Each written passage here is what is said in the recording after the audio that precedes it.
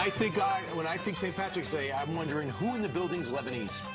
And I came over Judge Jeanine Pirro. But I have on my green earrings, my green shoes, and I just ate a green apple. It's all right, happens, yeah. Happy St. Patrick's Day to you. St. Patrick's Day. All right. And I'm Catholic. Let's talk a little bit about something that made big news a couple of days ago, and that is this Hawaiian judge put on ice the president's temporary travel ban 2.0. But the question is, Hawaii, what do they have involved in their in their situation that would regard this? Well, you know, what Hawaii said was, look, this is going to be terrible. It's going to have an incredible impact on our economy because we're not going to have any students coming from these countries. Yeah. Hello, you don't have anyone coming from these countries anyway. I mean, this is the most hypocritical reaction to the president and this executive order. Look, the bottom line is you've got a judge here who, bottom line, hates Donald Trump. He's saying... Appointed by President Obama. He's an Obama appointee. But he is now saying, what I'm going to do is I'm not going to look at this executive order and assess it based upon the four corners of the order itself. I will assess it based on things that Donald Trump said during the campaign. Can you imagine if he said that to any corporation in America? I will not judge this contract by what it says in the contract, but rather what this guy said at a bar the other night or what he said to a friend the other day. That is just hogwash. And as if the Establishment Clause affects someone who lives in Somalia, who's not a citizen, who has nothing to do with this country, no nexus, no connection, no family, nothing. Right. This is absurd. So, Judge, you have this judge with the Ninth Circuit who lives in Hawaii, but Hawaii, according to this article, does not or has not taken in any refugees. Iran, Libya, Somalia, Sudan, Syria, and Yemen. None on any. None, zero. So you know what I think? I think all the refugees should go to Hawaii. And that way, at least I have a nexus, a connection to the lawsuit. Because right now, I don't think they have standing. The Establishment Clause does not allow these people. You do not cloak individuals who are not citizens of the United States, who live in foreign countries. You do not cloak them with the Constitution of the United States. So if Barack Obama was president of the United States and handed the same ban,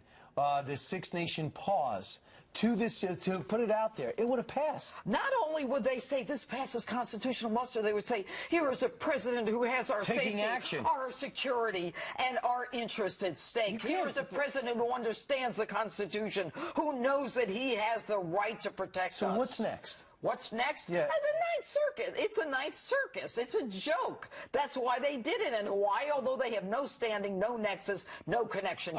Apparently, there's a story out this morning that Congress is considering splitting the Ninth Circuit, which is half the country, right, geographically, in two. Is that a good idea? Yeah, we double the idiocy. Well, there's also according to the online machine, what do you call that, the interwebs?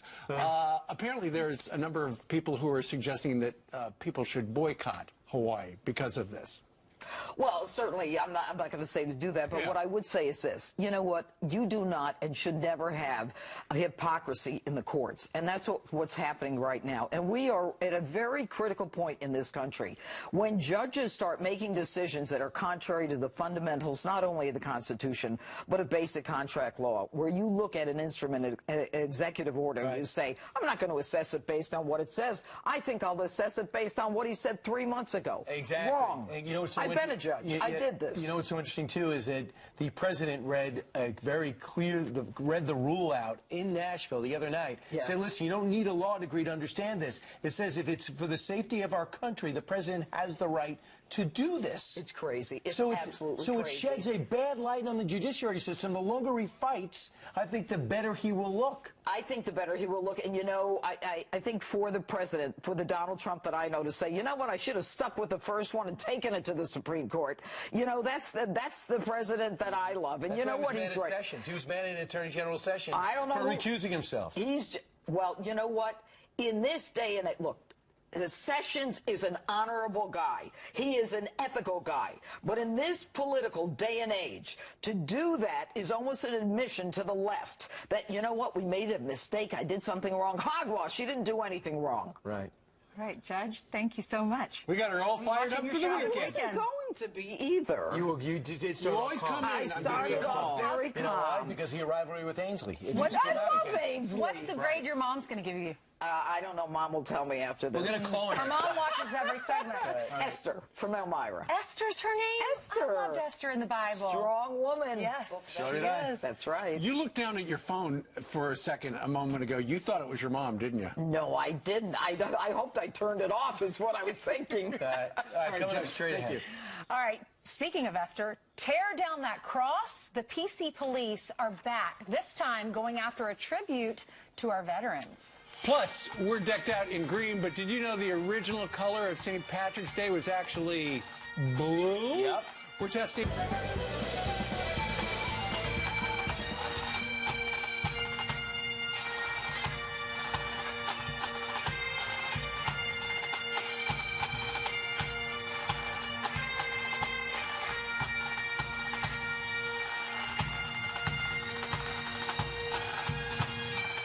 2.5 hours from right now, the St. Patrick's Day Parade kicks off in New York City. Hundreds of thousands of people are going to brave the cold, as has the New York Metro Pipe Band. And looky there, a bunch of people. Looky. Plaid, Hello, in looky, plaid, looky. joining us. We're going to join them out there because we are going to tell you, or we're going to try to answer some trivia questions about St. Patrick's Day. Really? Is it St. Patrick or St. Patty? No, it's St. Patrick's. We know, but No, can you abbreviate? It's a Saint. Patty. It's a Patrick. There's no Saint Patty. Patty. This is a man. Patrick is a man. Right. Well, on St. Saturday Night Live, we didn't know if Pat was a man or not. Right, but that wasn't a true story. That's not a documentary. All right. By the way, Gillian? I need to find my coat. I All don't know what right, I he's put. going to find Okay. his coat. We're all going to find our coat. We're gonna go outside. Is it Patty? Do you say You have the Patty? floor. I'm going with Patrick, but I like Patty. I do too. I'm feeling the Patty. I think Yeah. it's Patty. Brian, Patty you can melts. borrow. Patty melts are amazing. Brian, you can borrow my coat. It's over there if you need it. But right now we're going to bring you some breaking news. There's incredible video just in of devastating mudslides happening in Peru. A woman was caught in the danger.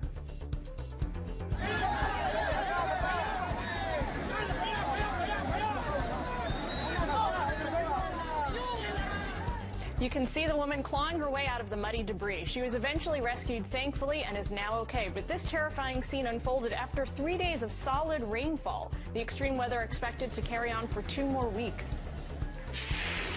And breaking overnight, a cop killer may be off the streets thanks to bombshell new evidence. Raymond Durham, a violent and well-known offender, is accused of ambushing 2 police officers in Detroit Wednesday night. Authorities now saying his DNA at the crime scene is linked to the murder of Wayne State University Officer Sergeant Colin Rose, who was killed execution-style just this past November. And faith is coming under fire over this wooden cross dedicated to our nation's great veterans. An atheist group sparking outrage when they demanded it be taken out of a city hall building right outside Orlando, Florida. But the mayor of Longwood is firing back, saying it's staying right where it is. It's a historical honor that was bestowed upon those folks, and so we believe it has every right to be in City Hall. The cross was part of a traveling Vietnam memorial donated to the city. And liberal snowflakes hiding in safe spaces now have their own anthem. I've got friends in safe spaces. If you don't go with us, then you must be racist. 2 comedian country stars who have pretty good voices are taking a stance for conservatives in America with a tribute to snowflakes everywhere. Friends in Safe Spaces, a political spin on Garth Brooks' song you may know, called Friends in the Low Places. And our Fox and Friends viewers are loving it. We've got Alex saying on Twitter, quote, "I wonder how many snowflakes started crying from just hearing this song." Barbara posting on Facebook, "Love it. Truth hurts the snowflakes, but it is refreshing to hear it." And Cindy posting on Twitter, "This is great, right up there with the most wonderful time in 8 years. A new Xmas tune, my new military family can love." And those are your headlines. Now out to Brian, Steve, and Ainsley, who have the honor of being outside right now. Thank you. We are indeed. We've been celebrating St. Patrick's Day all morning long. But how much do you really know about this Irish festivity? Yeah, but that's a good question, Steve. Ainsley, say something. Here to test our luck with some St. Patrick's Day trivia is Tullamore Dew Irish Whiskey Ambassador Jane Moore. There you go. Hello. Jane, it says Tullamore Tullamore DEW. What is DEW? It is the initials of one of the great distillers that was working in Ireland in the late 1800s. His name was Daniel E. Williams. So we honour him on every bottle. Yeah. Wonderful. Isn't that cool? Yes. A lot of people honor generals and great leaders. He made great whiskey. We honour distillers, yeah. We've got our priorities right. Some people have been on a pub crawl that takes a couple of hours. You've been on a pub tour for the last, what, month? No, more like nine weeks. Yeah, 9 weeks. I've been touring the United States, seeking out great do and a brew pairings. Do and a brew. Yeah, perfect. And you discovered something. I'm from the South. You discovered something we hold near and dear to our hearts. Go for it. Cracker Barrel. Oh my God! It was the highlight of the tour. I discovered Cracker Barrel. Isn't it the best? I had never been before. What'd you order there? Like probably potatoes, you know. Of course. Some macaroni and cheese-ish. All right. So they have good. So you discovered you found what in your 9-week journey? We discovered a lot of great brewery partners, and you know, drinking whiskey alongside beer is a long-standing Irish tradition. It dates back centuries, in fact, because whiskeys, distilleries, and breweries always coexisted, and essentially they're the same makeup. You know, the same DNA. I didn't know that. So whiskey's not enough. You want to get? I mean, no, It's not enough for her. whiskey and beer. Couldn't get together with Northern Ireland, but can get beer and whiskey together, so that's fantastic. Absolutely. All right, so let's have a little St. Patrick's Day trivia. I've got the question. She was here last year. And we did terrible. We didn't do so well. Let's see how we do. Look, you're going to nail it this year, I know for sure. All right, you ready? Number one. Traditionally, the Irish leader gives the American president what gift on St. Patrick's Day? Is it A, an Irish whiskey? Is it B, a crystal bowl full of shamrock? Or is it C, a leprechaun? Oh my God, what do we got here? All right, you nailed it. You know how I know that? I heard Donald Trump say that. Oh my God. Oh, you can't give away a leprechaun, so I knew C was on it. They're people. Happened yesterday. It should have been a whiskey, that's for sure. Question number 2. All right, how many whiskey distilleries are operating in Ireland? This is a tough one. You asked us last year. Yeah, and you just can't remember. Is it a high number or a low number? It's a... Don't say it. Don't say it. All right. 16, 160, or 1,600. Oh, it's going to be B then, right? It's in the middle. Yeah. Oh, it's totally not in the middle. What is it? How many? It's 16. Yeah.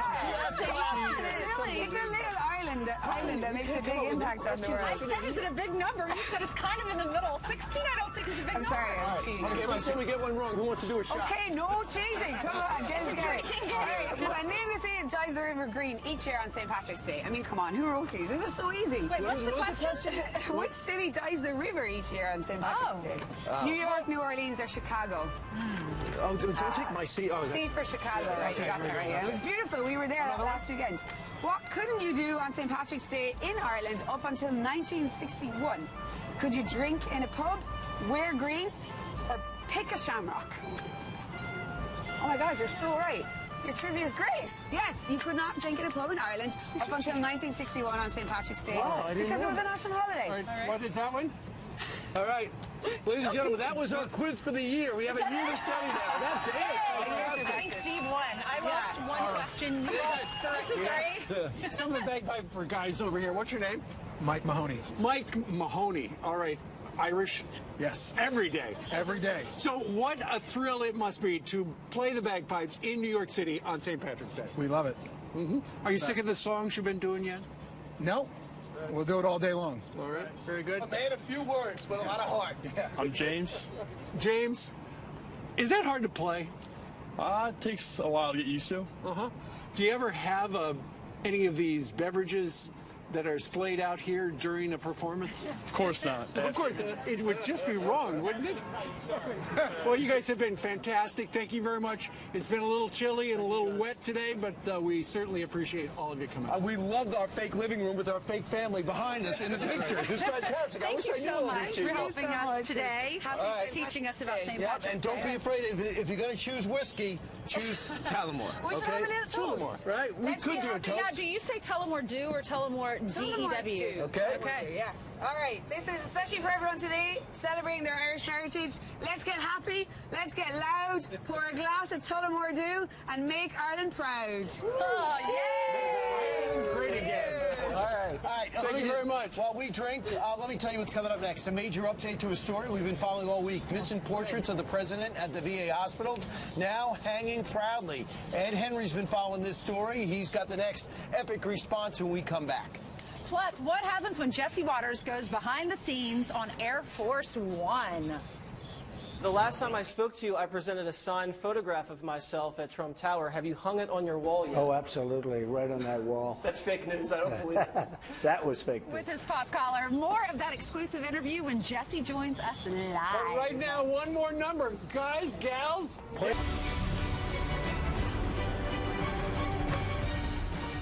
A major victory for our nation's heroes, thanks to President Trump. Yep, the White House demanding every VA building in the country hang the president's portrait immediately after it was taken down at a Florida hospital. Fox News chief correspondent Ed Henry broke the story earlier this week. He joins us right now with a brand new update. Ed, this is good news, isn't it? It's good news for our vets. Look, I've been hearing from literally hundreds of them that have been contacting me on Facebook ever since Fox and Friends first put this story out there, that particularly VA medical centers around the country were not hanging an official portrait from President Trump. Why is that important? Well, whomever is president, President Obama's portrait used to hang in all of these VA hospitals, all government federal offices around the country. If it's the IRS building, you'll have the IRS chief, the president, the vice president. Those portraits are not there. We were told, well, some of these have just simply not reached the GSA, General Services Administration, hasn't sent out the photos. The problem, though, is that Congressman Brian Mast went to the VA Medical Center in West Palm Beach and talked to some bureaucrats there and said, we don't care if the photos come in. We're simply not going to hang them because Donald Trump is not our president. That's why he spoke out. He was really the person who got the ball rolling, Brian Mast. And I can tell you that I have heard from hundreds of our vets, including this Marine Corps veteran who came on Fox and Friends earlier, who said they've been outraged by this. I, went up to the guy and asked him, I said, well, what's going on? I said, where's the picture of the president? And, the guy just told me, he said, that they're planning on impeaching him, so they didn't want to spend any money on the photo. Gives you an idea of the hatred among some federal workers who are simply saying, Donald Trump's going to be impeached. We don't want to waste money on hanging his photo. Completely bizarre. After our report 24 hours ago today, you'll remember, Steve, you said, look, there are people in the administration who watch this program. Maybe they're going to want to speak out on this. And in fact, our own John Roberts reported that the White House talked to the VA, and the VA has now issued a directive that all these medical centers finally hang President Trump's portrait. Now, I would just want to quickly point out on social media, I've had some people say, why in the world do you guys care about this story? Who cares about a photo? And I would flip it around and say, why are VA officials taking down photos that congressmen put up when they should be focusing on veterans' health care? Focus on the vets, not on a photo. Such a good story ending to what it started to be a terrible story. We'll see if they actually hang the photos now, though. Absolutely. Some of them will try not to. They're going to put up some unofficial photos until the official photos are released by the government. All right. Have a great weekend. Happy St. Patrick's Day. Thanks, you too. All right. Jesse Waters boarded Air Force One for an exclusive sit-down with President Trump. He's going to join us to tell us about...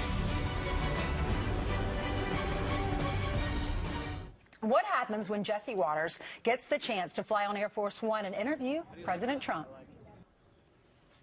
The last time I spoke to you, I presented a signed photograph of myself at Trump Tower. Have you hung it on your wall yet? Oh, absolutely. Right on that wall. That's fake news. I don't believe it. That was fake news. Jesse Waters, host of Waters World, joins us right now from the West Coast with more of his exclusive interview with the president. Jesse, how did you get on his 747?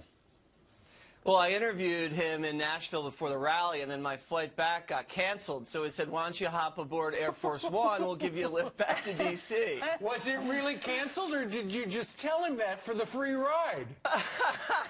Listen, I can't reveal what happened. But I got on board the jet, and I just tried not to steal everything because, everything has the Air Force One logo emblazoned on it. So I tried my best to keep everything out of my pocket and got to spend some time with him up on the jet. We kicked it a little bit, and he goes, all right, Waters, I can't talk to you anymore. I got to go talk to the failing New York Times. I know he coined the phrase, you're fired. Didn't you ask him who he would fire? What was his answer? I think we actually had the soundbite of it, Jesse. Let's take a look. I did. Chuck Schumer, the president of CNN, and Alec Baldwin.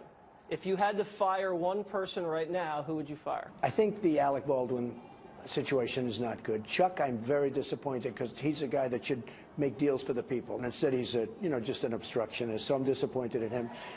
And Jeff Zucker, I got him the job. And CNN is just, fake news. Who would I say? I don't want to say, but I will say I'm disappointed in all three. I think the portrayal of me is ridiculous.